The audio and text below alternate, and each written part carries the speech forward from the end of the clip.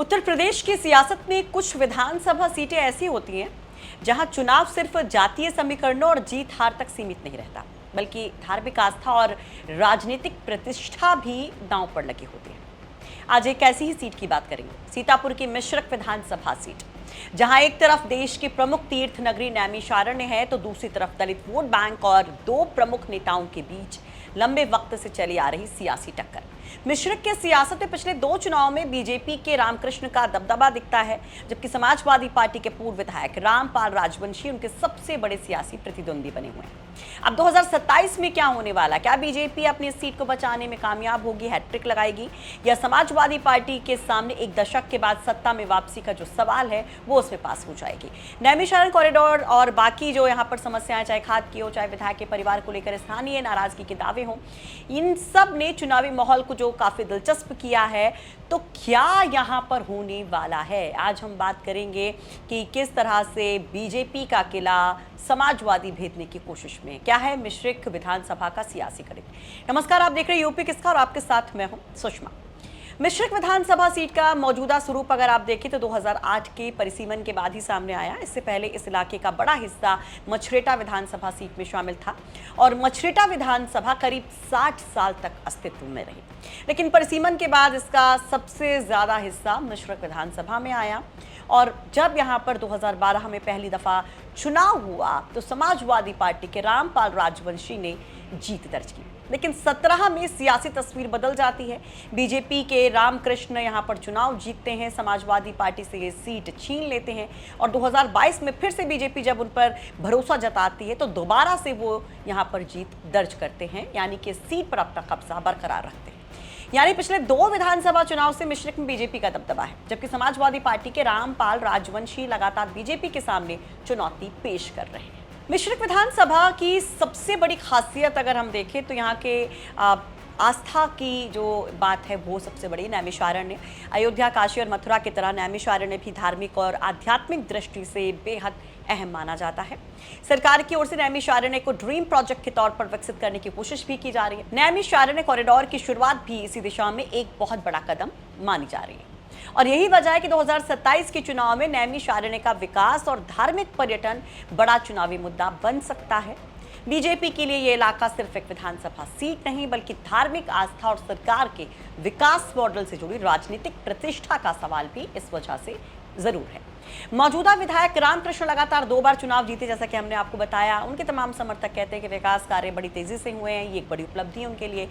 स्थानीय स्तर पर कॉरिडोर के नाम पर जो तोड़फोड़ हो रही है, खाद की समस्या और विधायक के परिवार के लोगों पर जिस तरह से आरोप लगते हैं, वो एक बड़ी समस्या भी मानी जाती है स्थानीय स्तर पर। लेकिन जो मौजूदा विधायक है किस तरह से मुतमईन है अपनी हैट्रिक के लिए, रामकृष्ण जी को सुनिए क्या कहते हैं माननीय। हमारे यहाँ तो बहुत हम तो 84-85 में भी जीते हैं, 91 में जीते, फिर 96 में जीते हैं, फिर 2002 में जीते, फिर पता लगा 17 जीते, 22 जीते, बीच में गैप रहा है।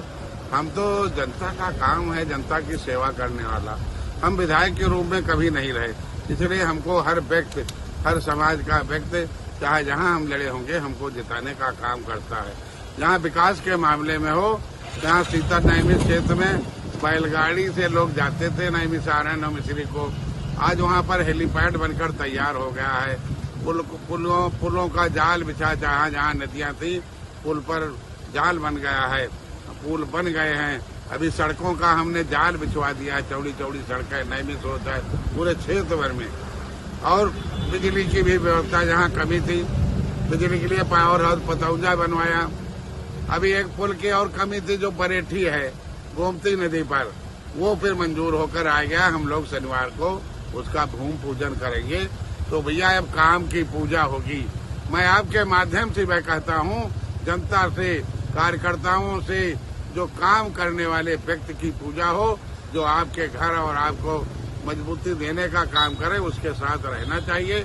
उसमें मोदी योगी जी से आगे कोई नहीं है। वही समाजवादी पार्टी के भी अपने दावे हैं। समाजवादी पार्टी के सामने सबसे बड़ी चुनौती जो कही जा रही है कि पुराने जनाधार को कैसे वो वापस पाएगी, किस तरह से उसे मजबूत करेगी, उस पे रामपाल राजवंशी एक बड़ा दावा करते हैं। वो कहते हैं कि इलाके में पूरी तरह से वो सक्रिय हैं और लोगों में नाराजगी है और ये सपा के पक्ष में जरूर जाएगी। हमारी कारणी जो है बूथ से लगाकर पूरे क्षेत्र में कोई ऐसा बूथ नहीं है जिसमें एक बूथ 12 यूथ हमने तैयार करके हर पोलिंग बूथ पर तैयार करने का काम किया है। आज पूरे विधानसभा के अंतर्गत जो कार्य हो रहे हैं वो चाहे जनगणना का हो, चाहे इसमें बढ़ चढ़कर हम भाग लेते हैं और बढ़ चढ़कर भाग ही नहीं लेते हैं, पूरी जनता को बताने का काम कर रहे हैं कि भारतीय जनता पार्टी में और समाजवादी में क्या फर्क है, कथनी करनी में कितना अंतर है।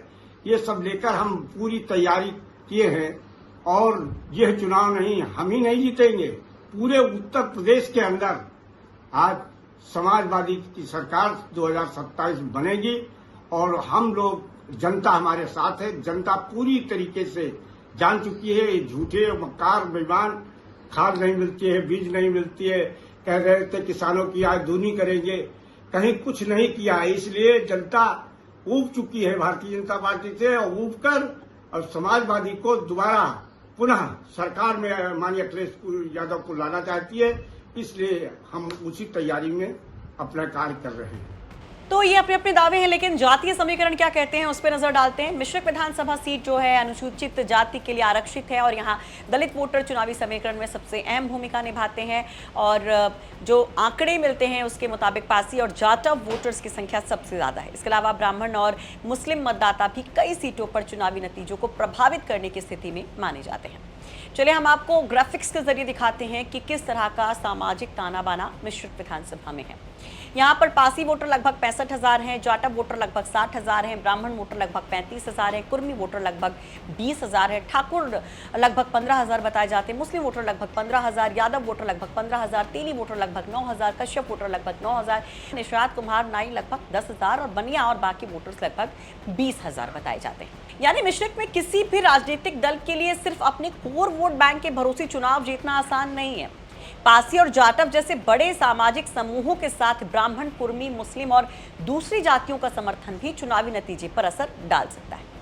2027 के चुनाव में गठबंधन का गणित भी मिश्रिक के लिए बेहद अहम हो सकता है, ये भी कहा जा रहा है, क्योंकि सपा और कांग्रेस के बीच सीट बंटवारे की स्थिति क्या रहती है, कांग्रेस को सीट मिलती है या फिर सपा सीधे मैदान में उतरती है, इसका असर दोनों दलों के साथ साथ बीजेपी के चुनावी समीकरणों पर भी पड़ सकता है।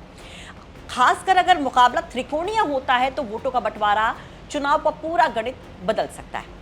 वहीं अगर मुकाबला सीधे बीजेपी बनाम सपा होता है तो पासी, जाटव, ब्राह्मण, मुस्लिम और दूसरे सामाजिक समूहों को साधना दोनों दलों के लिए बहुत बड़ी चुनौती हो सकता है। क्या कहते हैं स्थानीय पत्रकार, चलिए जान लेते हैं। अपने मिश्रिक विधानसभा सीट के बारे में पूछा, यहाँ के समीकरणों को हमसे जानना चाहा है तो यहाँ पर आप देख सकते हैं कि 2 चुनाव में भारतीय जनता पार्टी ही यहाँ जीती है और समाजवादी पार्टी ने हालांकि कड़ा मुकाबला दिया है, लेकिन बात यहाँ पर गठबंधन की राजनीति पर भी बहुत कुछ निर्भर है। पुराने धुरंधर अगर आमने सामने आते हैं तो स्थितियां कुछ भी हो सकती हैं, इन संभावनाओं से इनकार नहीं किया जा सकता।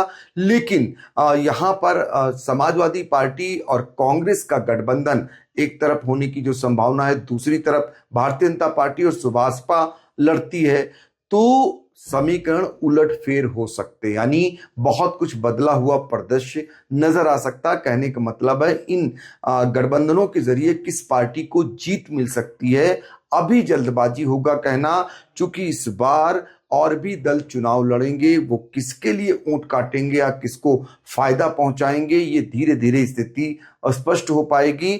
फिर भी यहाँ पर अभी की तौर पर अगर बात करें तो भारतीय जनता पार्टी और समाजवादी पार्टी के बीच कड़ा मुकाबला होता हुआ दिखाई दे रहा है।